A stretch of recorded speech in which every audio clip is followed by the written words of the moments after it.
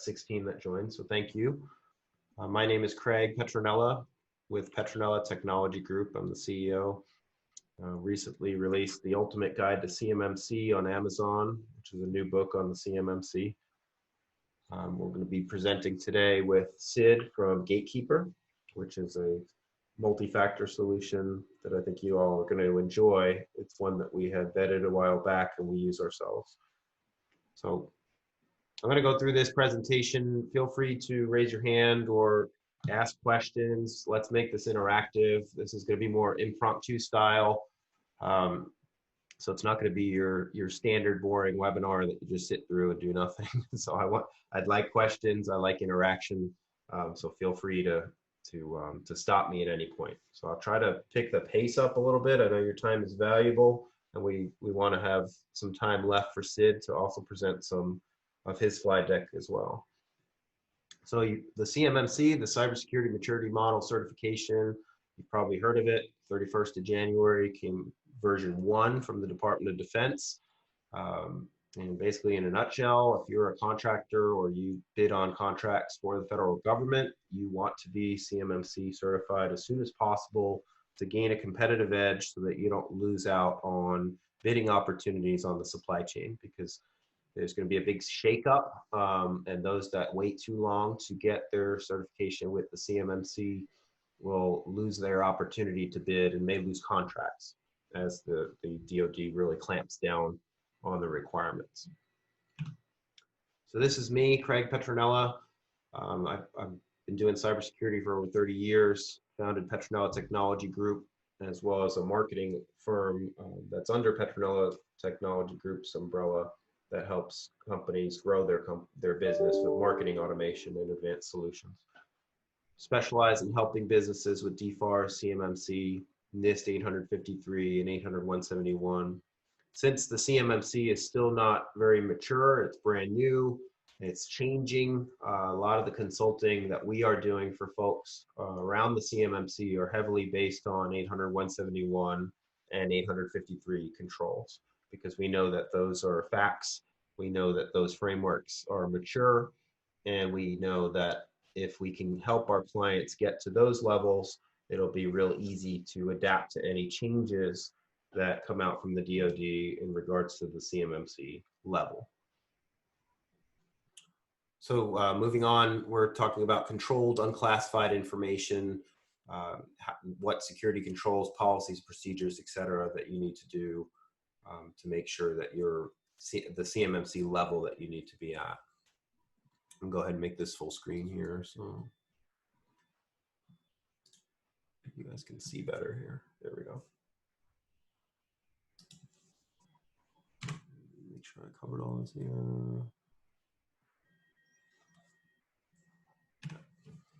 Okay, so you've probably heard about NIST, National Institute of Standards and Technology, and DFARS, Defense Federal Acquisition Regulation Supplement. They've been around for a while. The big difference with NIST is NIST was a self-attestation model where the standards are very good, and you can go to NIST.gov and you can download the guides for 800-171 and 853, and you get a lot of good information there. The problem is it's very technical, it's very dense, it's hard to go through and hard to actually apply without an expert or deep understanding of the frameworks. So it came out in 1901 by Congress to promote the economy. They do a really good job, but if you've ever heard of the CMMI that Carnegie Mellon University came out with, that is what the CMMC is heavily based off of. So the DoD basically found that the folks that were supposed to be compliant with NIST 800-171 and 853 security controls, that were supposed to be doing the self-attestation, long story short of it is they were not. They said they were, even though it was buried in the contract terms and conditions to accept the money.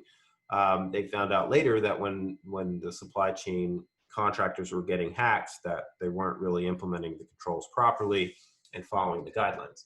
So this is why the CMMC came out, because the CMMC requires a third-party audit, which we'll talk about more later. But like I said, NIST is still around. They did a great job of coming out with the framework, and there's still a lot of, it's still a strong foundational component for even other standards like the ISO 27001 and SOC 2 Type 2, for example. So what is CUI? What is controlled unclassified information? Examples are emails, contracts, blueprints. If you're a manufacturing arm that creates some kind of plastic part for a missile, or any kind of proprietary secret information that pertains to the contract that you're bidding on, all of that is needs to be handled properly. And there's security controls around it, as well as policies and procedures. And on the NIST side of things, now the final policies and procedures, by the way, have not been finalized by the DoD in regards to the CMMC. We do know that there are 26 policies and procedures, which are written documents that are customized to your firm, that map to the appropriate security controls. There are 110 total security controls. Most of you folks that are on this webinar don't have to have all 110, but the more the merrier, and the more that you could afford to put in place, the better. You want to just do what you can afford, of course, but the more layers, think of it as an onion, the more layers you put into place, the harder it is for you to suffer a breach. So what are CUI, CDI, and CTI? So we created this little infographic. I don't know if you can read it very well with this screen, but I'll share this slide deck with you all if you would like. But basically you've got the controlled, unclassified information in the middle, which we talked about, the emails, the printouts, the drawings, all those things.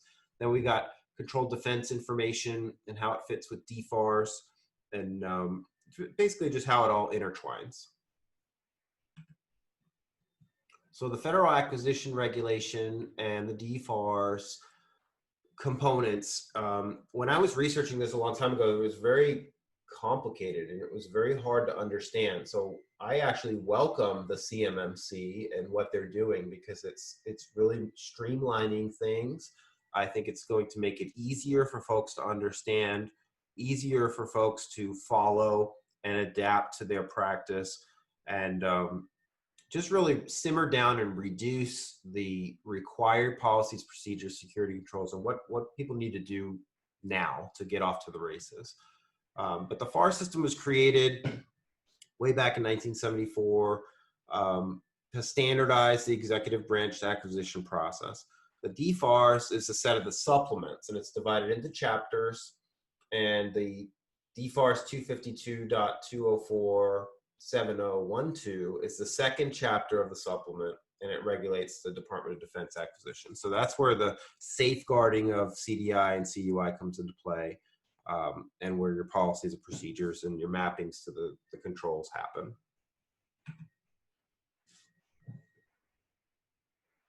So this is a slide about what the DoD expects you guys to do.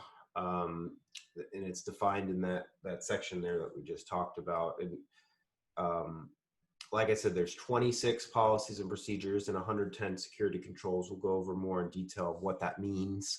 But basically, the DoD wants you to protect the CDI and the CUI and have evidence, supporting evidence that what you're doing is sufficient and reasonably protecting against a breach.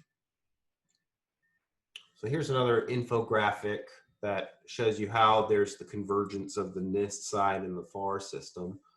The 800-171 from NIST there's a whole slew of other chapters in regards to NIST, but we're going to focus on 800-171 and 853 for our purpose here, because those best apply. But you're welcome to go out to NIST.gov and you can review some of the other areas of documentation around process if you would like. But like I said, the document for NIST 800-171 alone is about 200 pages or so in a PDF format that you can download. But hopefully I can help distill some of this for you. But in a nutshell, you got to follow the 800-171 guidelines at this moment until they either simmer down or update that information in regards to the CMMC. But there are 5 levels to the CMMC, levels 1 through 5. We talked about the 26 policies and procedures and the 110 security controls. That would be on the extreme side, that you would have to have all of that in place and be able to furnish evidence that all of it is working and documented it and in place. That would be the highest level, level 5. There would be probably less than 1% of the supply chain that'll need to be level 5. I think most companies are going to have to fall. Probably level 3 will be the sweet spot.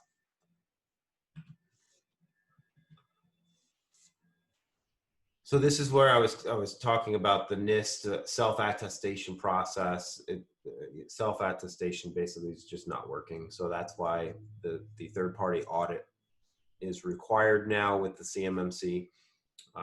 Of the companies that were assessed by Sarah Brin, there were 0 that were compliant at 100%. Most only implemented 39% of the controls. 61% were either not implemented or only partially implemented. Larger companies, on average, they were higher. And rightfully so. They probably have more funds, more resources to be able to put into place. But doesn't make you can't assume that though.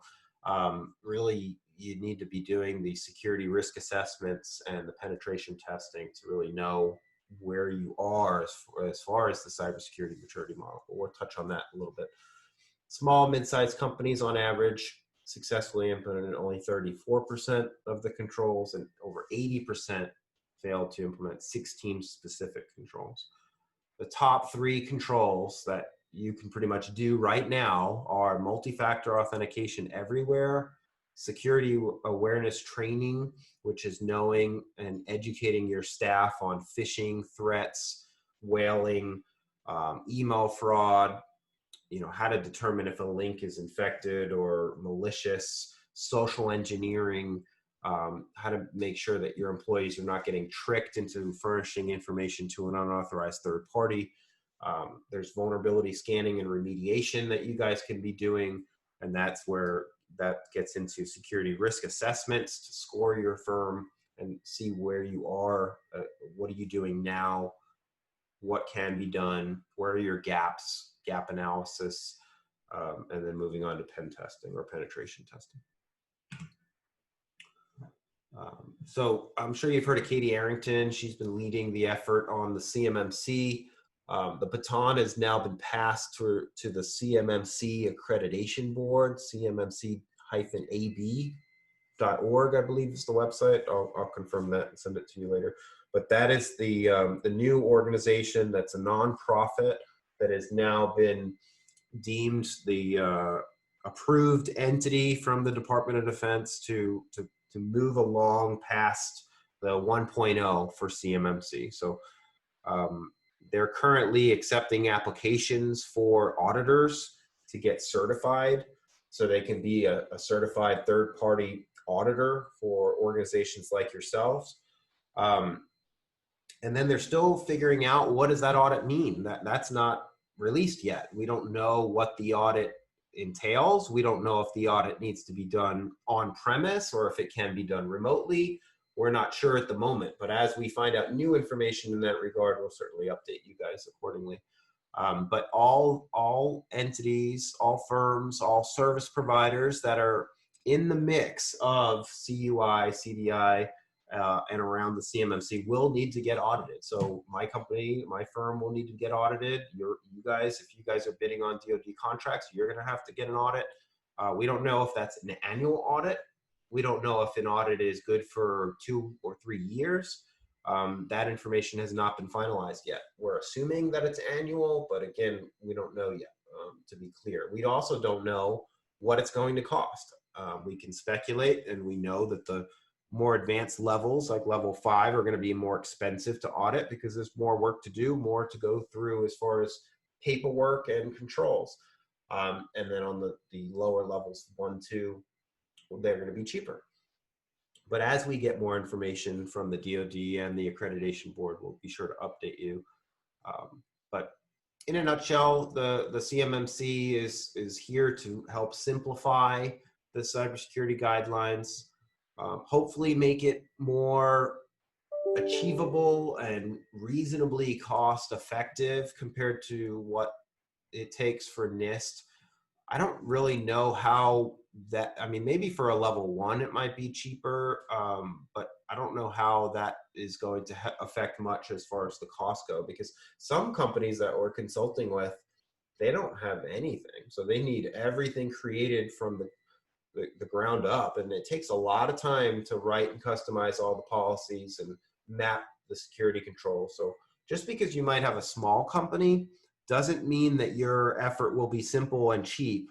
It really depends on where you fall into this and how complicated. We have one client that we're working with. It's a small firm.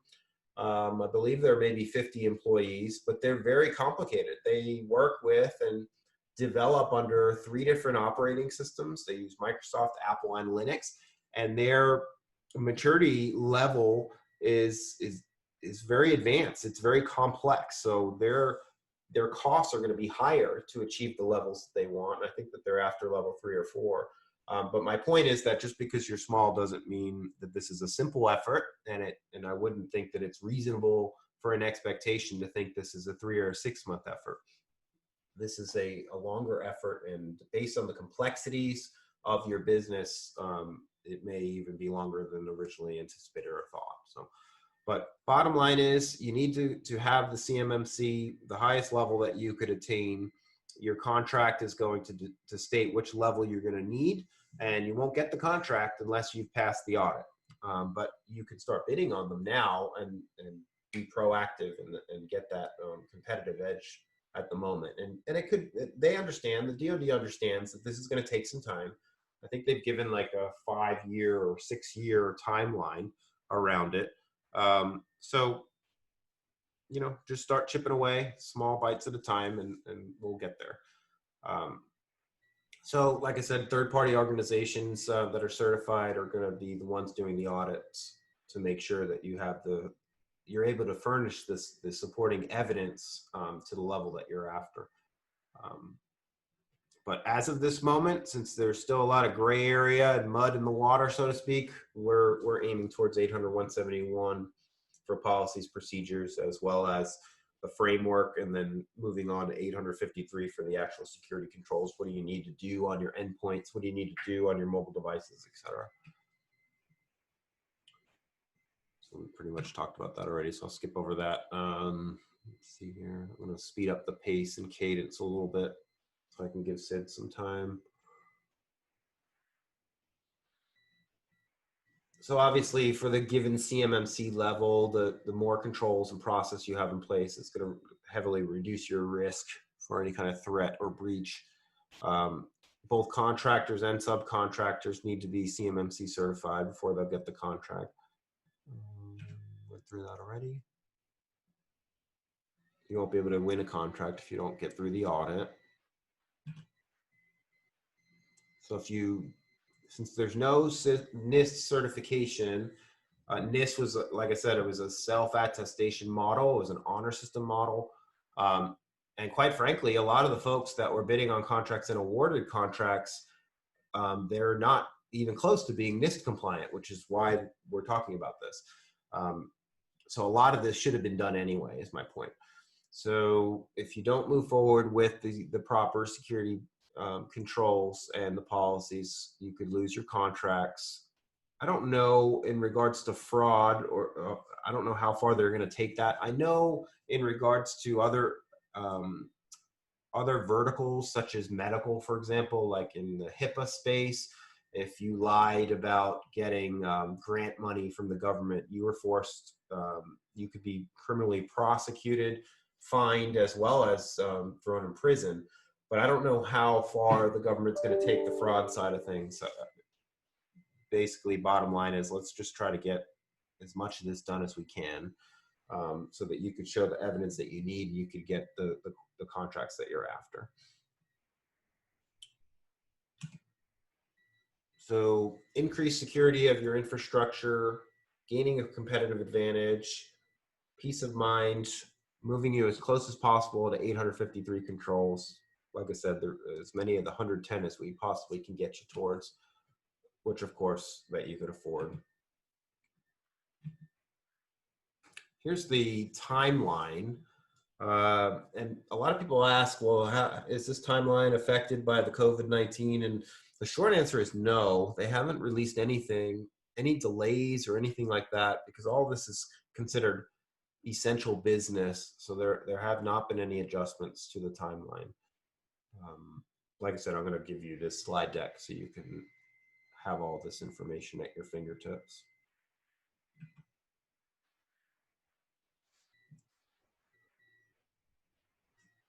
We talked briefly about this already. There's CMMC says 17 domains, best practices in regards to cyber domains or compromised capabilities. There's mappings.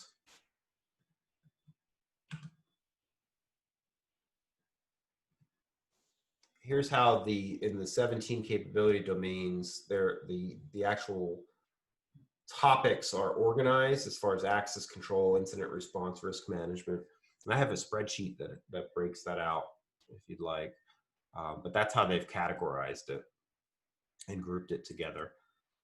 But here's your 5 levels here, starting with level 5, obviously at the top of the food chain, all 110 controls across all 17 of the domains, fully implemented, fully advanced, supporting evidence for each of them, documentation, the whole 9 yards, continuous pen testing, risk assessments, and then moving on down the ladder, not as much, just reviewed, proactive, has some controls in place, obviously the more the merrier, and then going down to level 1, the most basic, that you're doing something, but you don't have everything implemented and executed in your business. So one thing one methodology that we are a fan of is for folks that come in that need consulting that we can help them with, that don't have any of this, really don't have anything in place. We always start them at level 1. We get them to be CMMC level 1, and then we use that as the foundation to get them to level 2, et cetera, to the level that they're after.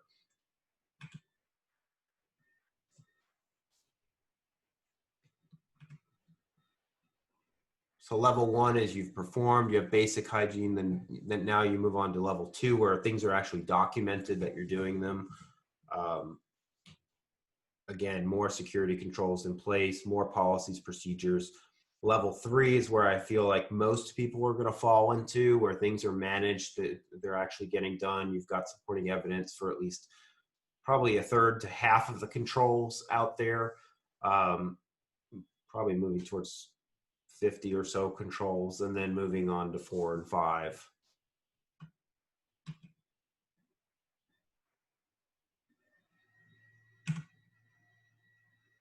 This just goes into more detail on the levels and practices as far as the numbers go.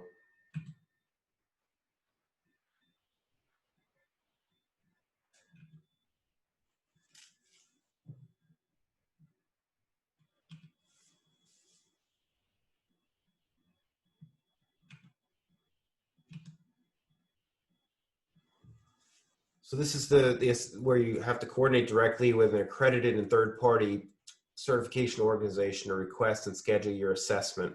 So my company, Petronella Technology Group, we help on the consulting side of the model. We are not going to do the third-party audit. We are vetting various auditors and following what the auditors are going to be looking for. And like I said earlier, we're going to have to hire them to audit our own practice. And we're also partner with some to recommend for our clients to go through the auditing process as well. But we're going to be really in the readiness and consulting area. That's our focus, getting people prepared and ready for the CMMC, and just really being their partner, getting this stuff done, getting the policies and procedures written, getting the security controls in place, acting as that fiduciary. If you're a smaller firm and you can't afford some of the security controls, we have some hosting secure options that you can get at a fractional level at a more affordable rate.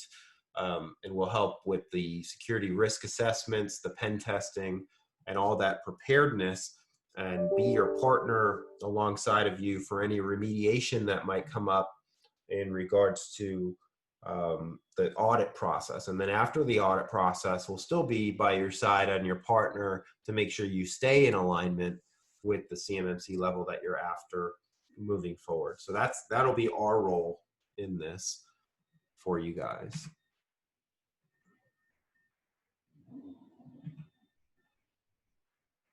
So like I said before, the first step is doing the self-assessment. Then you can do a full security risk assessment or a gap analysis, figure out where are you now, what are you doing, what are you not doing, what are the gaps that need to be filled, give you some cost ranges to figure out, and timeline ranges as far as cadence options to how fast, you know, do you want to get this done, what could you afford, and just kind of outline that blueprint for you to get you started right away. So self-assessments, I don't know if you guys have ever done self-assessments before, but self-assessments are obviously cheap. They're checklists, they're worksheets. The problem with self-assessments that we found is that they're very complicated and they're hard for people to follow on their own without deep expertise in the space. So typically we don't like to do the self-assessment side because it doesn't really work well. We like to do a done with you approach, where we're your partner, we're your consultant alongside to help you go through that process. And then we also have done for you options as well.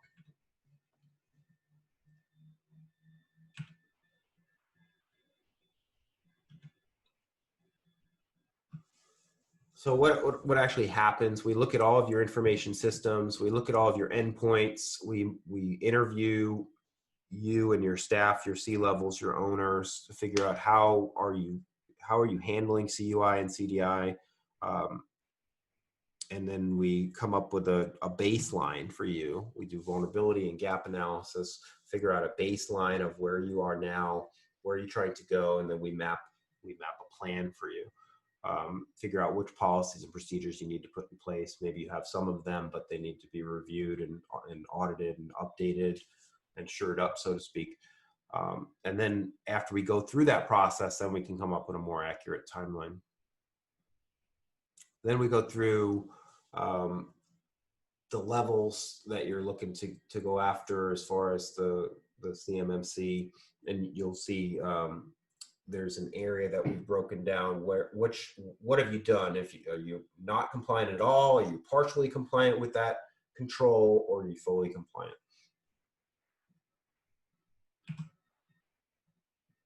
Then we talk about plan of action and milestones, or POAMs. We talk about a system security plan. Typically when we get you to CMMC level 1, we can in parallel work on the system security plan for you if you don't have one. Those are good starting points.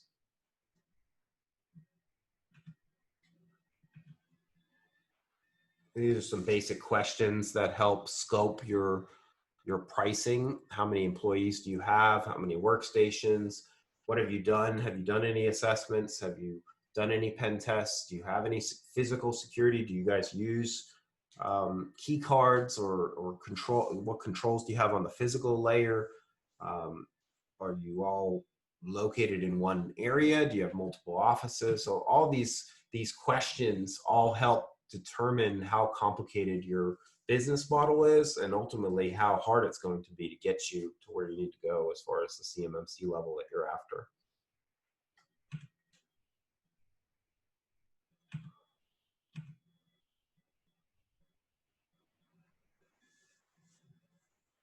There's a lot of speculation around cost. The short answer is nobody really knows what it's going to cost because the DoD hasn't finalized the numbers on that. What I can tell you is I can give you ranges based on the questions earlier. We can do some scoping and give you some brackets and ranges so you can prepare. But it all depends on how much, what are you doing now, how complicated your business is. We talked about renting security controls for smaller businesses. We could act as the fiduciary to help you source and purchase certain pieces of equipment like a SIM.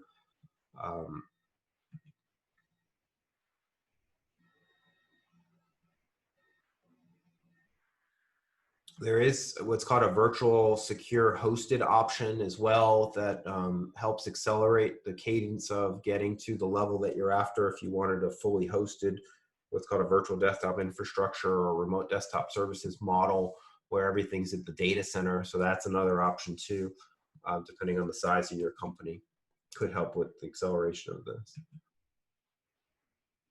All right, so I'm going to move on to questions. I think I see a bunch of questions in here, so I'm going to look at this chat here, but feel free to speak up.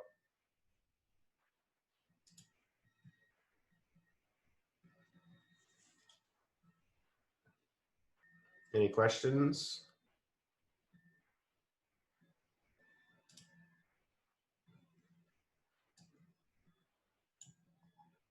We'll go through this chat here.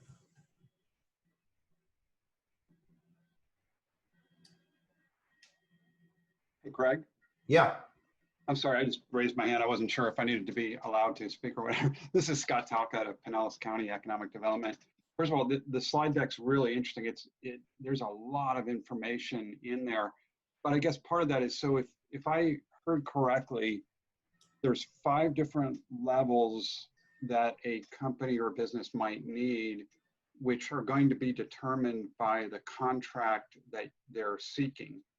So I'm assuming that they're going to know, the companies are going to know as they're looking at these contracts, what level they're going to need to be. So for example, if they're at a level 2, but what they're going after requires a level 3 or 4, they're going to have to step up before they go for the contract or while they're going for the contract. I'm sorry if that sounds complicated. So yes, the contract should show what level they need as far as a requirement if they are awarded the contract, and they can go after the contracts now and not be expected. But once the contract is awarded, then they need to furnish evidence that they are at that level. Does that make sense? So like, for example, if there's a contract that you want to go after and it says you need CMMC level 3 and the date of the contract is September of 20, and you are partially you're level 1 or 2, you can still bid on that contract. It's just if you are awarded the contract, you just need to accelerate your cadence to get the evidence that supports your level 3 in case you're audited.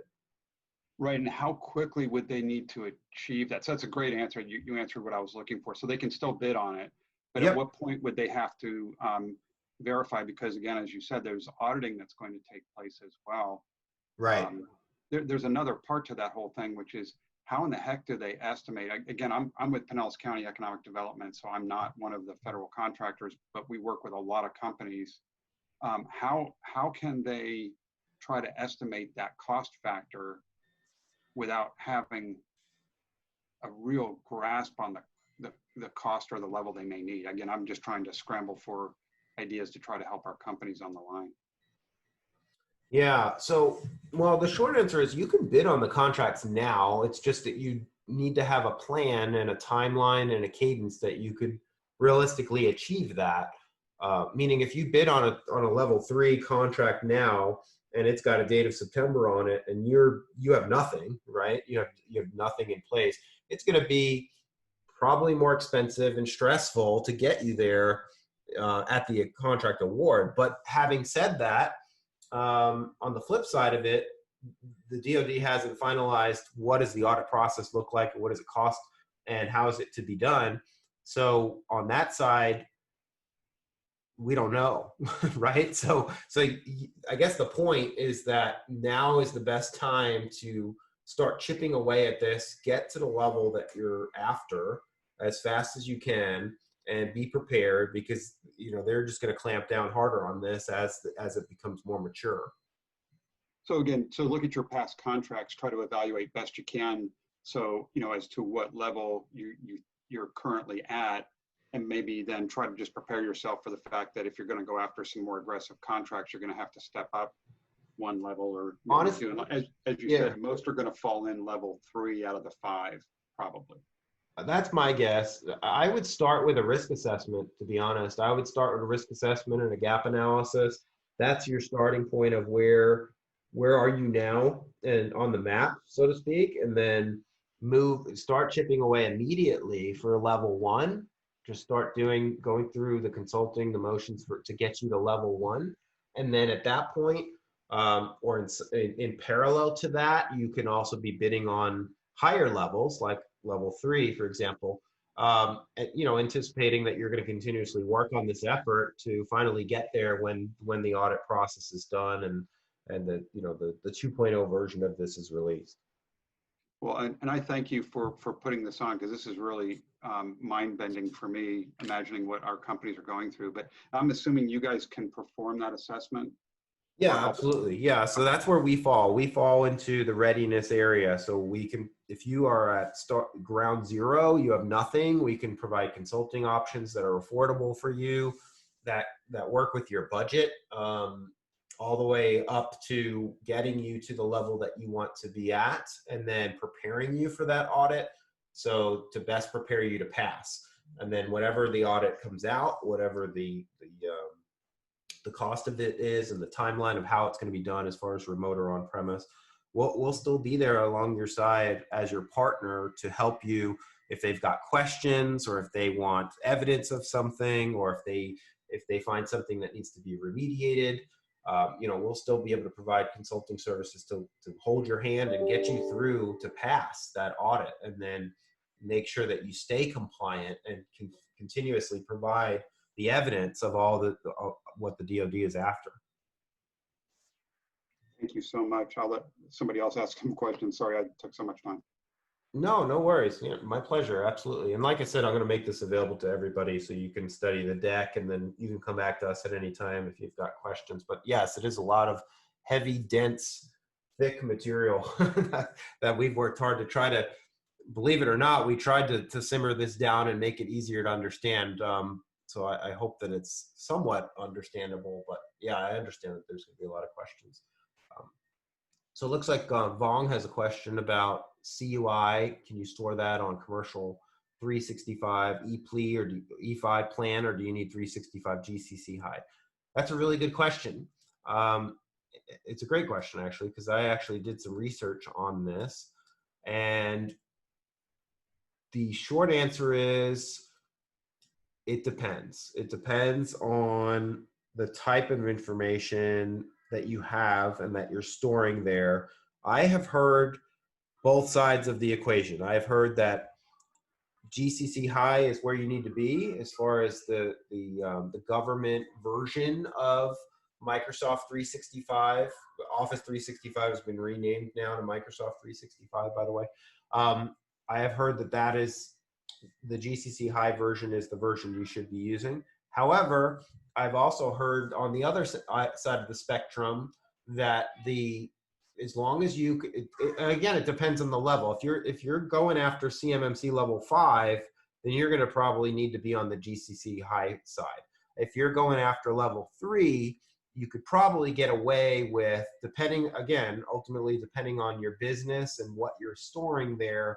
If you have supporting evidence for certain controls, you may be able to get away with a lower plan on Microsoft's consumer level system. But I guess the short answer is, when in doubt, go for the GCC high.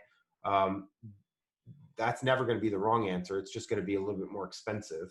So ultimately depends on the size of your firm, what you're storing specifically.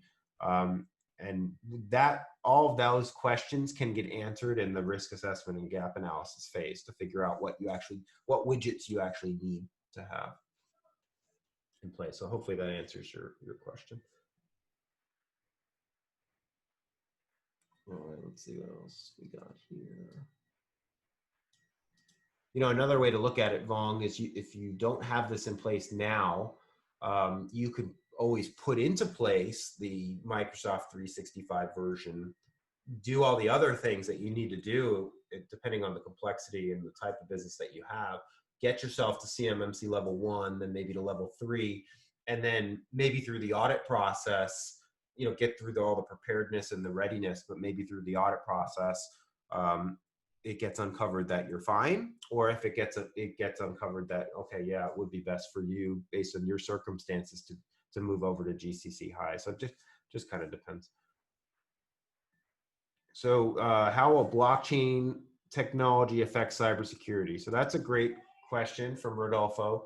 Blockchain is technology. Most people have heard about Bitcoin. Basically, you've got these blocks of information that are secured with cryptography and can't be changed or altered.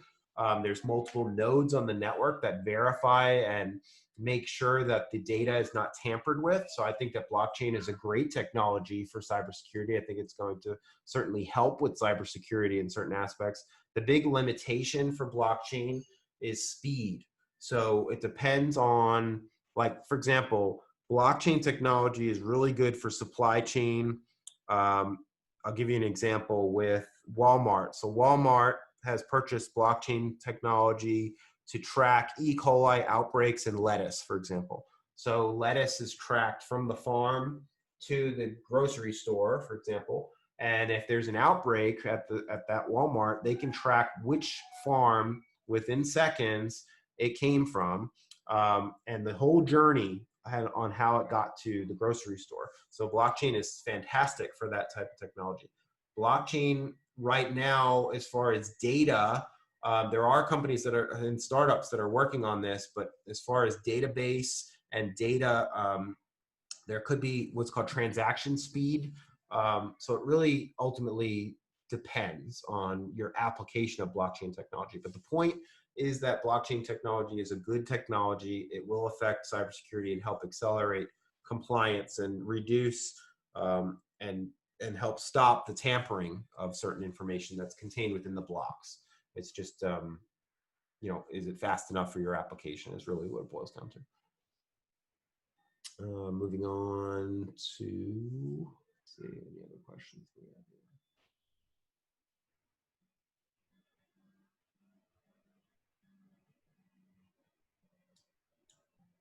I think that's all I see in the chat. Blake, did I miss anybody? Is that everybody? Oh, yeah, I see. We've got a couple more. How long will it take to obtain the certification? So how long it takes and how much it costs really depends on what is your maturity level. And to determine the maturity level, we need to do an assessment. So you have to start with the assessment, figure out, kind of like going to the doctor, right? So you go to the doctor, you get a checkup, run some tests, do some diagnostics, figure out where are you in your health journey. Is there some medicine that you need to take, or is there a treatment plan or a prescription plan, or maybe physical therapy? Same concept or same way of thinking. So how many endpoints do you have? Are you patching everything? There's a whole depth of information of things that we check in a security risk assessment, but that's your first starting point. That determines how long it's going to take for you to get the certification. And then it depends on which level you want. And I always recommend starting with 1. So do the risk assessment first. Then after the risk assessment is done, to figure out what you have in place. Now, let me pause there. If you know that you don't have anything, then don't start with the risk assessment. If you know that you have nothing in place, just start with the consulting. There's no need to do an assessment of nothing. So other companies will charge you for that, though, by the way. I mean, if you know that you don't have anything and you're completely at ground zero, then start with consulting. Don't do an assessment to just spend money unwisely to know that what you already know, so to speak. So wait on that assessment after you do some consulting, and then do that maybe 6 months or 9 months down the road. Then assess what you're putting in place. But that'll tell you how long it'll take and how much it'll cost after you do that risk assessment. So start, if you do think that you have something, start with the risk assessment. If you know that you have nothing in place, start with some consulting time and start there. That'll give you an idea of what the roadmap's going to look like for you. We've got a couple more questions from some anonymous attendees. One attendee said, we have a general understanding of what CUI data is. Is there somewhere that can give us further guidance of a breakdown of what CUI is? Yeah, absolutely. Yeah, there's a lot of information in the deck, so we can send you the deck so you can see there were some slides that I went over pretty quickly in regards to emails, blueprints, basically CUI, controlled unclassified information, anything that pertains to your contract that's confidential, like blueprints, diagrams, anything that's proprietary is it's kind of like PII or PHI, your health information, all that stuff sensitive to you. CUI is what's sensitive in you working with the government. Vong asked, would you recommend to store CUI on premise or some type of hybrid solution?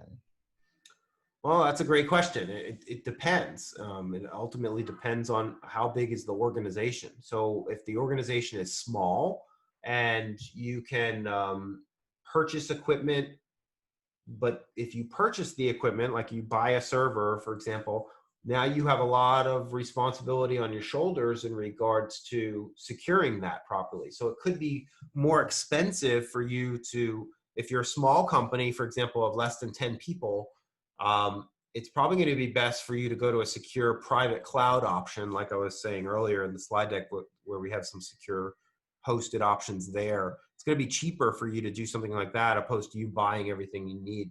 Because not only do you have to buy everything, now you also need expertise and talent to actually monitor, maintain all the equipment, and then again, supply the evidence that all of those jobs are being done. So for example, the patching, the antivirus, the logs of who's logging in and when, and all of that information needs to be analyzed continuously, and you have to provide proof of all of that. So if you're a small organization and you could buy the server and you have the talent, then go for it. But I would say most small organizations would be better off outsourcing that in a private secure cloud option, not a public, but a private option. Scott is asking, is the assessment done by phone, online, on site? What type of CMMC assessments are going to be done? So are you talking about the security risk assessment? Yes. Yeah. So they can be done. Yeah, the basic, that first one, like, yeah. So if you know you don't have anything, don't do that. Get a consultant, right? Right. But if you have a little bit of some and you want an assessment, how do you guys go about doing that? Yeah. So most, depending on the company, we could do that remotely. We don't have to go there. Now, there may be some things that we'll need you to take pictures of if we do that remotely, and you might have to attest that certain things are there. Like for example, if you do have an on-premise server and equipment, and it's supposed to be in a locked room, you could take a picture of the door and the lock and those things. But then if and again, that's an example of a security control on the physical layer to protect the server that may be housing data that is CUI data. We could do that remotely with pictures and things like that, and prepare you for the audit. Now, if the audit is then done on site and the auditor comes on site and you submitted a picture to us, but no longer that lock exists, then you're going to fail that piece of the audit, and then that'll be a remediation item that comes up. But to answer your question, most of the work can be done remotely. It does not need to be done on site. Rodolfo, this is the final question. Rodolfo asked, what type of companies are going to be conducting the audits and pen testing? Sure. So, well, they're two different topics. So the audit, the certified third-party auditor is going to be, so the auditor has to go through a vetting process through the DoD, and they have to become certified through the CMMC accreditation board. So that's the one that's going to do the audit. When the final details are released, that's all going to be that category, okay? So you have to get the audit done by a certified third-party auditor that has completed that through the CMMC accreditation board. So the CMMC, I believe it's cmmc-ab.org is the website, and there's some details there on what it takes to become an auditor, and costs and things like that. Now, you can still, like I said, have a company like ours prepare you for that and do the consulting, especially if you have nothing, because there's so much work that needs to be done in that area, and prepare you for that audit, because you don't want to just do nothing and then get the audit and already know that you're going to fail, because then you're just wasting money. So you're going to want to start, especially if you have nothing or little in place, you're going to want to start with consulting. And even if you're middle level or a mid-sized company, it's usually good to start with consulting and then figure out where you are, like I said, with the assessment, and then come up with the game plan from there. The pen testing side, that usually comes later, after you've got all your policies, your security controls, everything is kind of like working like a well-oiled machine. When you're in that area, then you can move on to pen testing. And my company can perform the pen test. We have a lot of certified pen testers that can help you in that regard. There are many other companies as well that can do the pen tests for you. There's different kinds of pen tests. There's internal and external pen tests. There's also pen testing of and scanning at an automated level that can be done. There's manual pen testing that can be done. So there's all different kinds of pen testing, and pricing is really dependent on what can you afford, and depending on what you can afford will depend on the types of pen tests that are affordable to you. And there's also more advanced pen testing that takes advantage of different types of software as well as the talent of the individual. But ultimately, the time per IP address, or the time spent per IP address, it ultimately drives cost. So if you have a company that's larger and wants to really be at level 5 and wants to just take the gloves off and figure out, are they, how unhackable are they, then there might not be a time element or variable. So basically hackers can go, white hat hackers can go at it and spend days per IP address. Obviously that would be more expensive for the little guy or the smaller company. But my point is that some companies are at that level and need to be and supply the evidence for that. But there are also some more basic level pen tests available for the smaller companies. I think that's all the questions that we have. Thanks so much. I guess now we're going to move to Sid from Gatekeeper. Sure.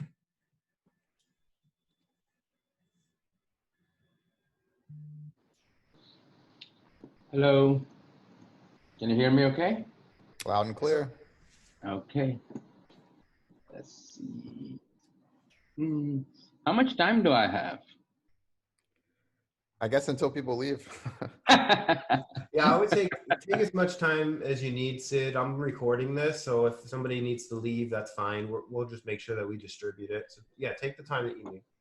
Okay. It looks like I can't share my screen. Hold on one second. Let's see.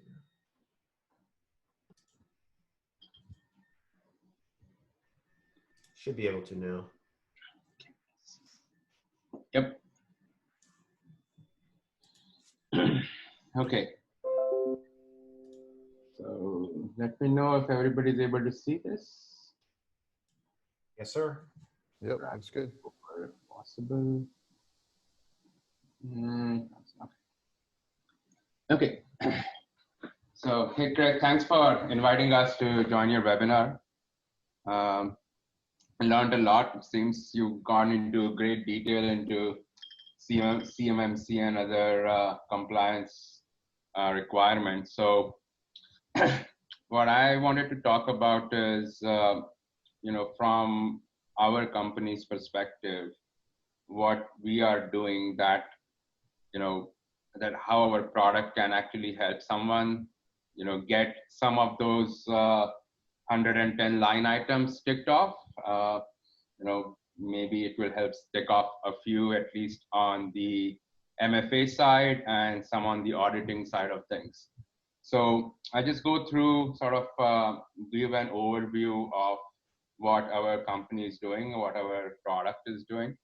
And then, if you have any questions, anybody has any questions, I'll be ready to answer them. So our company is called Untitled Labs, and we have a product called Gatekeeper. It's a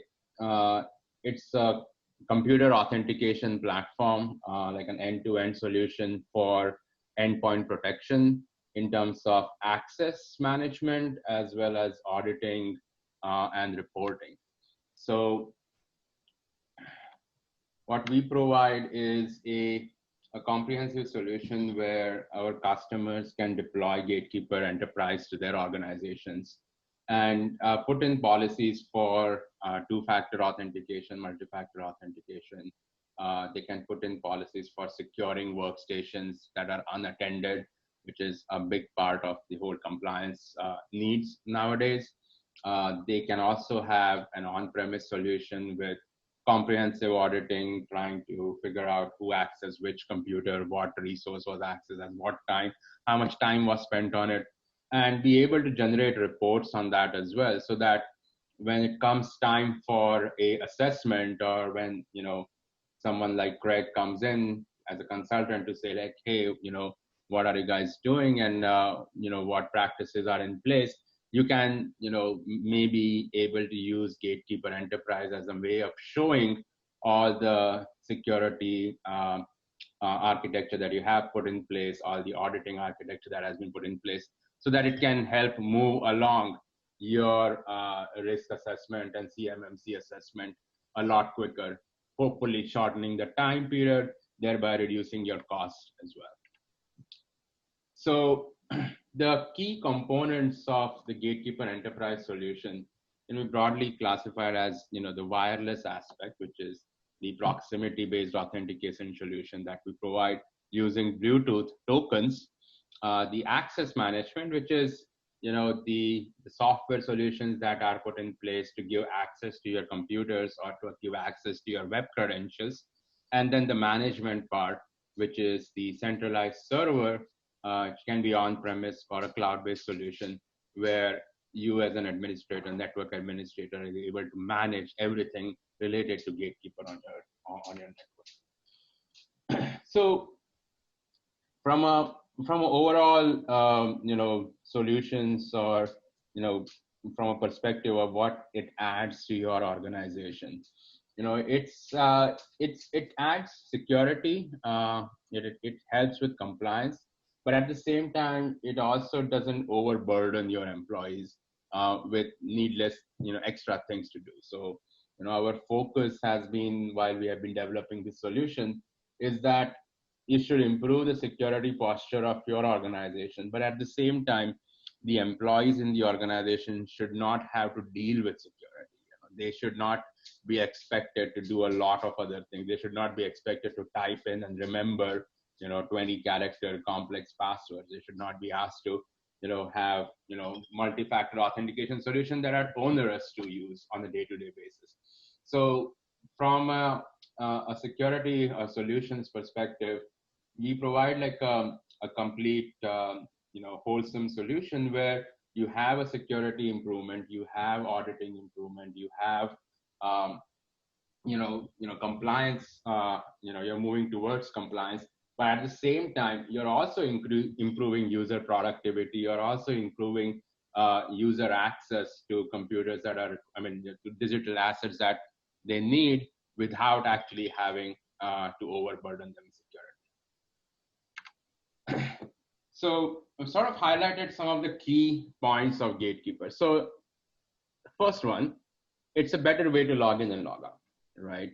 You don't have to remember any computer passwords anymore. You rely on the Gatekeeper solution to automatically pass in whatever Active Directory credentials that you would like to have on any computer that you want to log into, right? So it allows you to use your token, whether it's a soft token as a Trident app or a hard token as a Gatekeeper Halbert key, and a PIN that a user can set themselves to quickly get access to any computer on the network. And when I say any computer on the network, it's like you can create your own security groups where you can say that, okay, these employees have access to these machines, and you can run audits on that really quickly from the server side of things. So if during, again, going back to the assessment side, one of the key requirements in the long 110-point list of CMMC is to understand who gets access to which computers. So what is privileged access? Who has rights onto which machines? So using Gatekeeper and using the auditing tools that we provide, you can simply run the report saying that, okay, these people can have access to these computers. So it's a very quick and easy way of showing your auditors saying, hey, we have implemented these policies as well. Another key aspect is what happens when the employee leaves a workstation, right? So most of the time, companies have put in timeout policies where the computers would lock after a period of inactivity.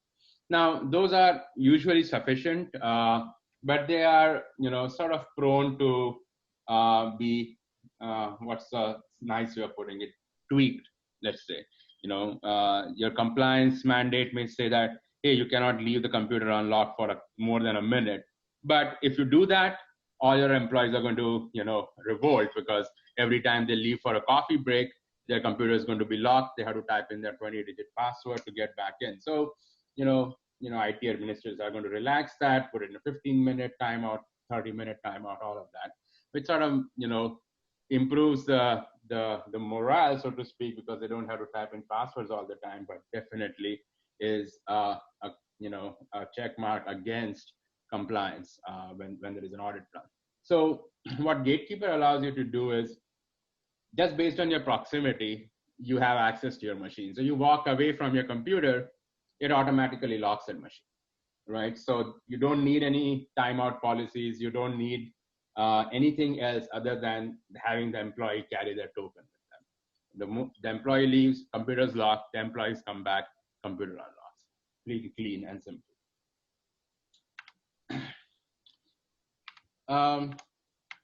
I think I skipped one, but anyways. User management and access. So the hub side of things, which is the centralized management platform, it allows you to manage everything related to Gatekeeper from a central web dashboard, right? So you can see every single employee, all the credentials that they're accessing, all the computers that they are accessing, every single computer, information about the computer as well. Things like, hey, has all the patches been applied to this computer, all the Windows updates done. All of that information can be accessed simply from the central dashboard. In addition to that, every single access that is done on your network using Gatekeeper is audited as well. So you will see audit trail about, hey, Craig logged on to PC1, and then Blake logged on to PC2, and then Craig left PC1, went to PC3. All of that information, even following a user to see all the digital assets they are using, all of that auditing information is going to be provided to you through the Gatekeeper hub, right? So you can run pretty simple reports, and you can see, you can see each computer, who has accessed that computer, how much time has been spent on it. You can run reports from a user's perspective saying, hey, what is this user doing on the network, right? So you can see that, oh, user A accessed these 4 computers today. Yesterday, he accessed these 5 computers. Was he supposed to access those machines? Can we revoke access to those machines? All of that thing can be done directly from the central dashboard, right? You can run automated reports where, every day, at every week, every month, you run an automated system report that tells you everything that is going on your system, right? So when it comes time, again, when you talk about compliance, auditing is a huge part of it, right? You need to be able to, provide proof of who has accessed what system at what time, right? So it's not enough that, you say that, oh, Windows is going to keep track of it. No, it has to be provided in a meaningful format. So all of that information can be done with a single click using the Gatekeeper enterprises, right? You can even automate it by running it on a periodic basis. So again, this is how Gatekeeper can actually help you, with the tools that you need, or with the data that you need, in order to prove that you have actually put in the policies that are required for CMMC compliance, right? So just to show, we can, those who are interested, we can go over like a live demo of the platform as well. But, this one shows you a web platform with the Gatekeeper hub installed on our office network. You can see all the auditing information. You can see all the, lock events that were generated. You can run system reports to see, how many sessions were recorded, how much time was spent logged in. You can do just about everything from here. You can even look at detailed user information. You can see You can choose which groups they belong to, which credentials they are accessing, what credentials are saved in their user profile, what tokens they have. Everything is managed directly from the central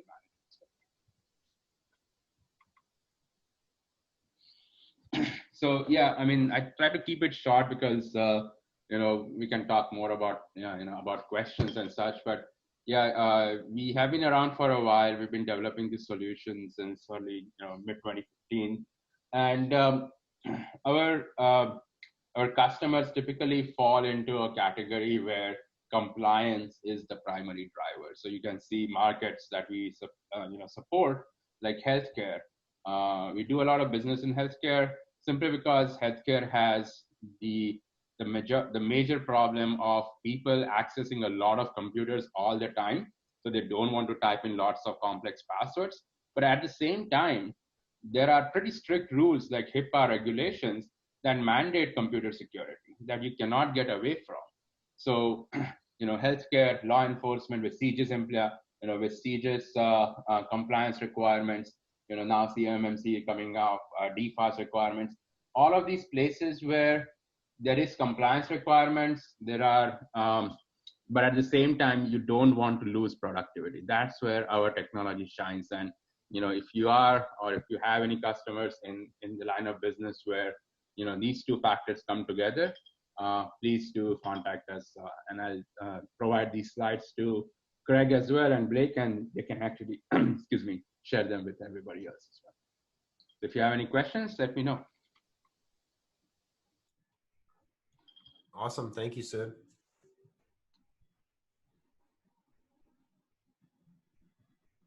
Any questions on Gatekeeper?